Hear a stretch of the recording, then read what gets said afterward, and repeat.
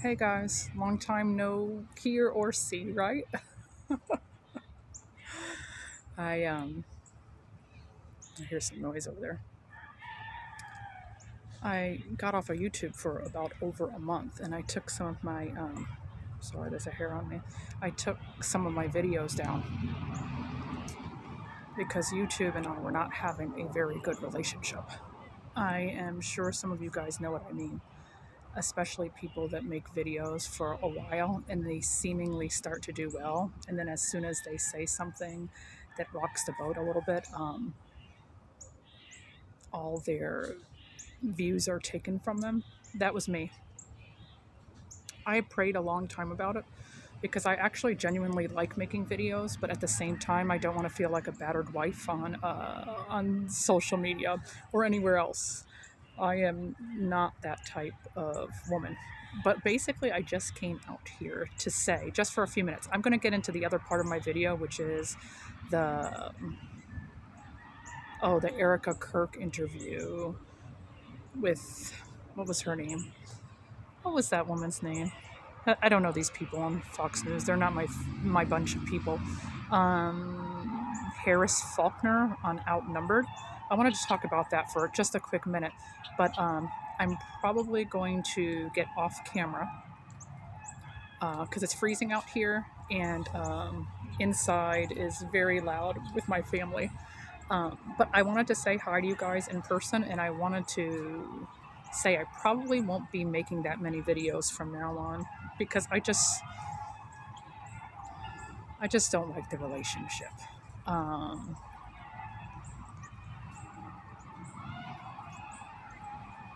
I'll put it this way. Um, I've been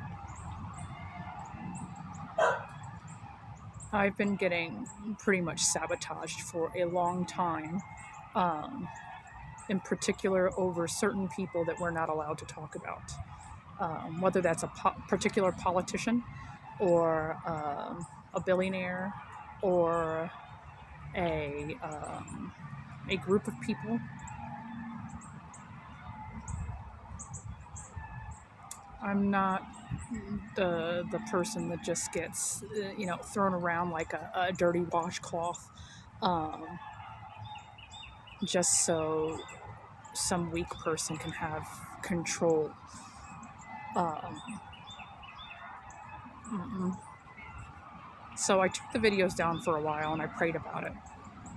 And then the interesting thing that started to happen was when I still wanted to watch a few videos, I immediately started getting age restricted for videos like Kim Iverson or other people. So when I was on, I was not age restricted. And then when I took my videos down, all of a sudden I'm age restricted, as if Google didn't already know how old I was. So this is my record telling Google right now, I'm 46. I can watch videos that are political. I'm 46. I've been married for 26 years. I have a few dogs. I have a couple of children. And I think I can handle videos without them being age restricted. All right, let's get to the other part of the conversation. Okay, guys, so for the second part of this video that I'm doing off camera, I wanted to talk briefly about the Erika Kirk video that came out. It was an interview. It was an interview with Harris Faulkner, I believe, on Fox News show. I think the show is called Outnumbered. I do not watch these things diligently. I watched a clip that popped up, okay? Now, as you all know, I've spoken about Candace Owens in one video of mine earlier, probably last year. I don't know. You'll have to go scroll for it. And I've never spoken about Erika Kirk. Now, Candace Owens is not my cup of tea. If you watch that video, you will know why. And Erika Kirk is not even a beverage that I would ever ask for, never mind tea, okay? But what I will say is that they have people so confused now, don't they?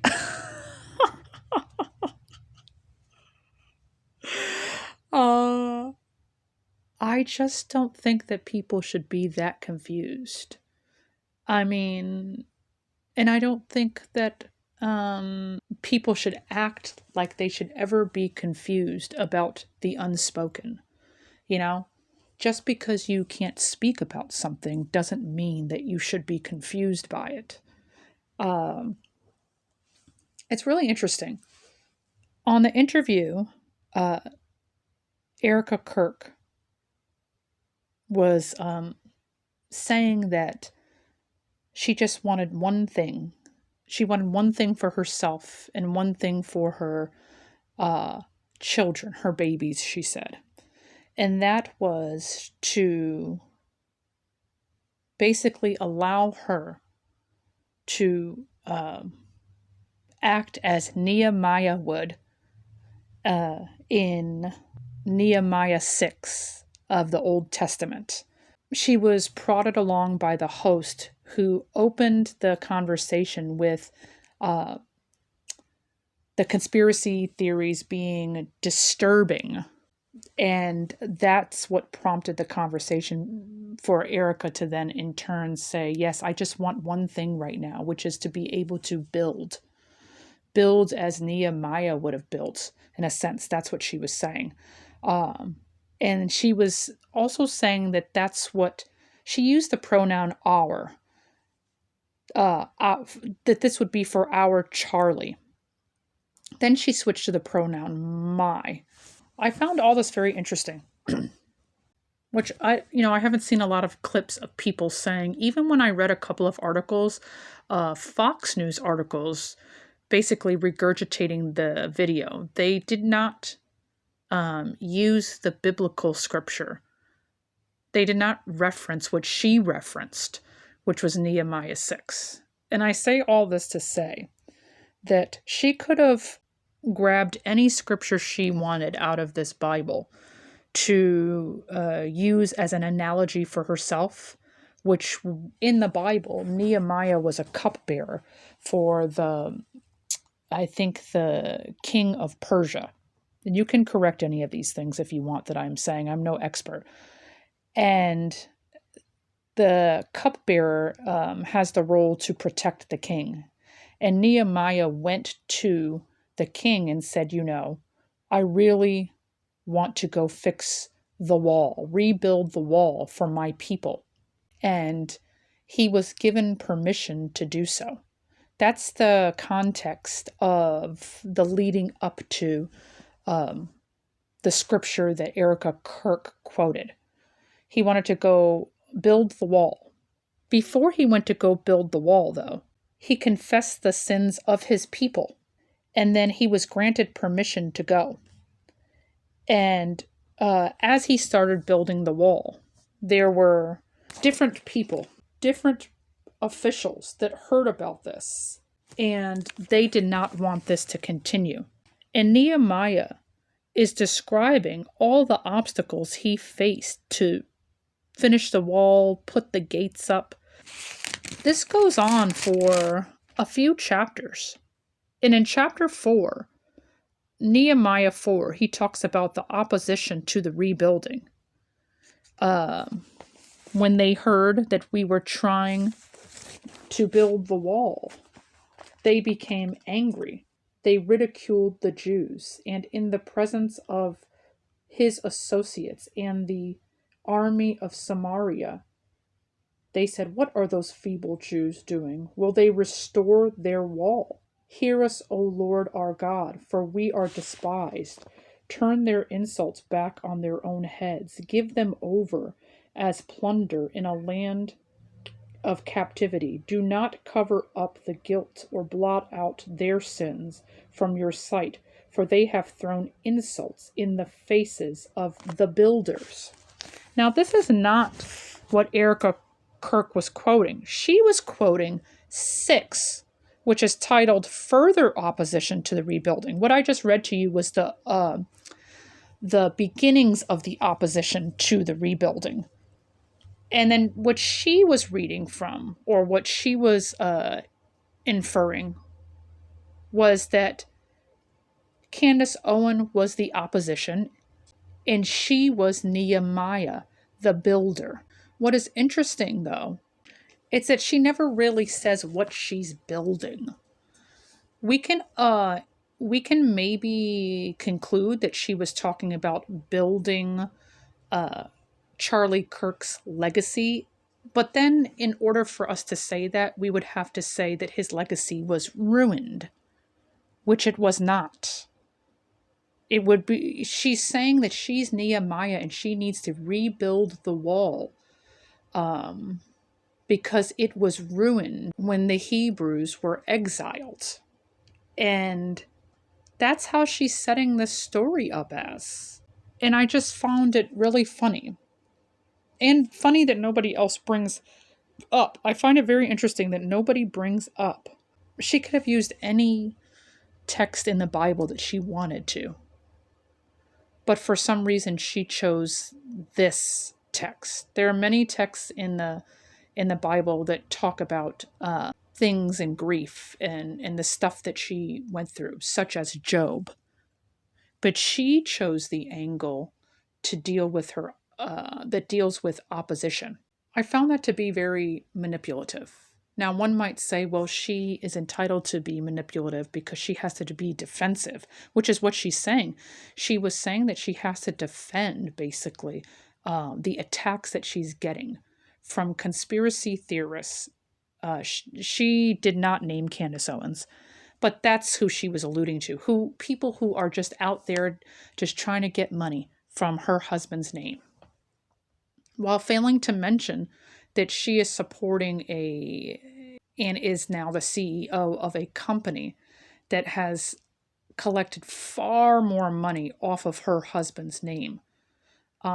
Maybe more in the last few months than even when he was alive. And people might say, well, that was okay. That was his. Yes, it was his, but it was not hers. And if she truly wanted to have peace, I would think that the way to get that is to have meaningful inquiry and not get angry at the people that ask questions, especially from law enforcement that have dropped the ball several times. The first thing I thought when she started speaking was, why not use the scripture of Martha and Mary, which is in Luke 10. Luke 10:38, which talks about this time when Jesus went to go speak. And Martha and Mary, I'm not sure if they were sisters or friends. I can't remember, but they were getting ready to speak with Jesus. Martha allows him to come into their home, but she's a little upset because she says that Mary basically didn't do anything to help her, and she's running around trying to get the home ready to welcome Jesus. And look at Mary, she's just sitting still, waiting to listen. And I think Jesus turns to Martha and says basically something like, Martha, Martha, Martha, when will you learn? You didn't need to do all this stuff. You didn't need to make a big deal.